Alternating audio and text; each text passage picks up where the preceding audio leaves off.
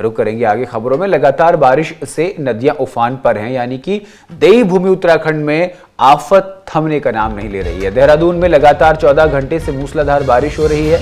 सड़कें और कॉलोनियां जलमग्न हो गई हैं। दीपनगर में रिस्पाना नदी के किनारे भूस्खलन हुआ है। प्रभावितों को सुरक्षित स्थान पर पहुंचाया गया है। एसडीआरएफ और पुलिस ने फंसे हुए लोगों का रेस्क्यू किया है। विकासनगर पुलिस ने 5 लोगों को रेस्क्यू कर बचाया है। आपको बता दें कि आद्दूवाला में 2 लोग, डालीपुर में 3 लोगों को बचाया गया है। यानी कि लगातार बारिश की मार देवभूमि उत्तराखंड झेल रहा है और वही तस्वीरें सामने आ रही। लगातार बारिश हो रही है। एसडीआरएफ, एनडीआरएफ और स्थानीय पुलिस लोगों का रेस्क्यू कर उन्हें सुरक्षित स्थानों पर पहुंचा रही है। देहरादून में पिछले 14 घंटे से लगातार मूसलाधार बारिश हो रही है और इसी बारिश के चलते नदियों का जलस्तर खतरे के निशान से कई गुना ऊपर चला गया है। झीलें का स्तर जो है वो बढ़ गया है। लोगों को परेशानी का सामना करना पड़ रहा है। हालांकि आपको बता दें कि देवभूमि उत्तराखंड में लगातार आफत की बारिश से लोगों का जीना मुहाल कर दिया है।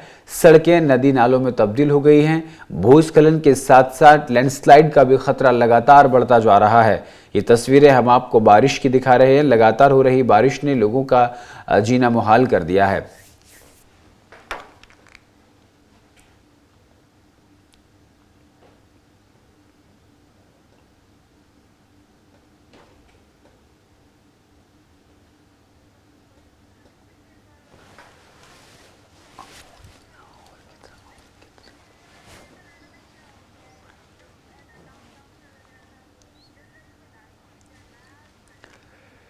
और हिमाचल प्रदेश में मूसलाधार बारिश से पहाड़ों से मलबा आने से झील बन गई है। नालागढ़ के कुमारहट्टी के पास बनी झील।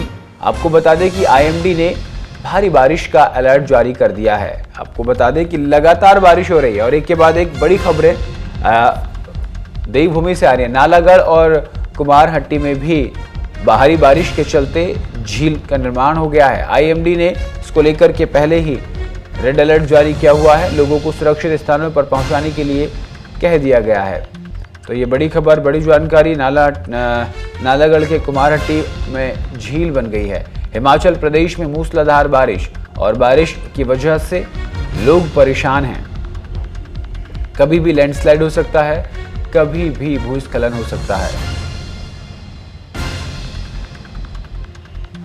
और इसी खबर पर विस्तार से जानकारी के साथ हमारे संवाददाता जीवन हमारे साथ जुड़ गए। जीवन, हिमाचल में लगातार भारी बारिश के चलते रेड अलर्ट तो जारी किया ही है, साथ के साथ लोगों को भी सतर्कता बरतने की अपील प्रशासन द्वारा की गई है। लेकिन सवाल यही है कि जिस तरीके से चेतावनी जारी की गई है तो उसको लेकर के प्रशासन की तरफ से तैयारियां क्या कुछ की गई हैं?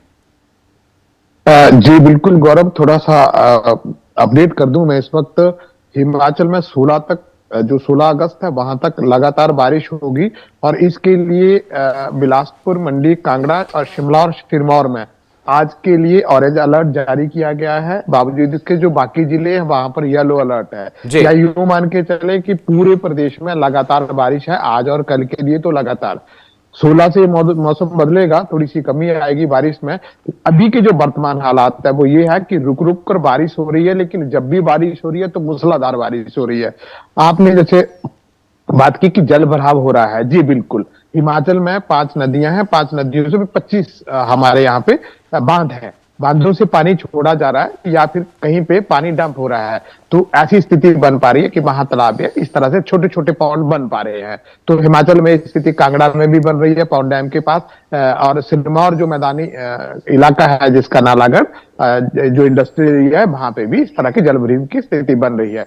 बावजूद इसके हिमाचल में जो परिस्थितियां हैं वो भयावह है और जो सरकार है वो सचेत है और टीमें बना दी गई हैं। और नोडल स्तर पर, स्कूली स्तर पर लोगों को, जैसे कर्मचारी है उनको लगाया गया काम पे कि आप ये चीज देखेंगे।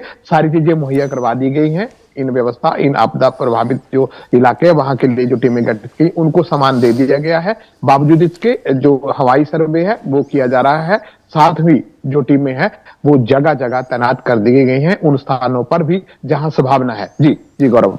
लेकिन लगातार जिस नदियों का जलस्तर बढ़ रहा है, अभी खबर हमने अपने दर्शकों को दिखाई, जो नदियों के किनारे जो स्थानीय लोग हैं वो इसकी चपेट में आ गए हैं। उनका रेस्क्यू शुरू कर दिया। वो कौन कौन सी नदियां हैं जो खतरे के निशान से ऊपर बह रही हैं और लोगों का रेस्क्यू कहाँ कहाँ किया गया है?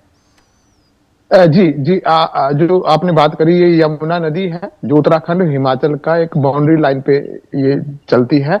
और यहाँ यहाँ का जो 7 लाख तक क्षेत्र है, जो एडजॉइनिंग एरिया है, वहां पे ये जहाँ की आप बात कर रहे हैं, ये सिरमौर, सोलन और नालागढ़, ये जो एरिया है, इस यहाँ पे ये स्थिति बन गई है। और नदी है यमुना। इसके बाद नदी है ब्यास। ब्यास पौंग डैम से पानी छोड़ा जाता है और ये पंजाब निकलती है, लेकिन ये हमीरपुर, कांगड़ा और मंडी को टच करके निकलती है। यहाँ पे भी ये स्थिति बन गई है और यहाँ से भी लोगों को रेस्क्यू किया जा रहा है। गांव में जो लोग नदी के किनारे बसे हैं, या लगता है कि संभावना यहाँ कुछ ज्यादा हो जाएगा, क्योंकि गौरव लगातार क्लाउड बर्स्ट है, लगातार लैंडस्लाइड हो रहा है। आपने देखा बहुत सारे एनएच धंस गए हैं, सड़कें धंस गई हैं। हाँ, यही मेरा सवाल है कि कौन कौन से हाईवे और कौन कौन सी सड़कें इस वक्त जो है बाधित हो गई हैं और किन किन को बंद किया गया है, और जो यातायात व्यवस्था वो किस तरीके से सुचारू की जा रही है?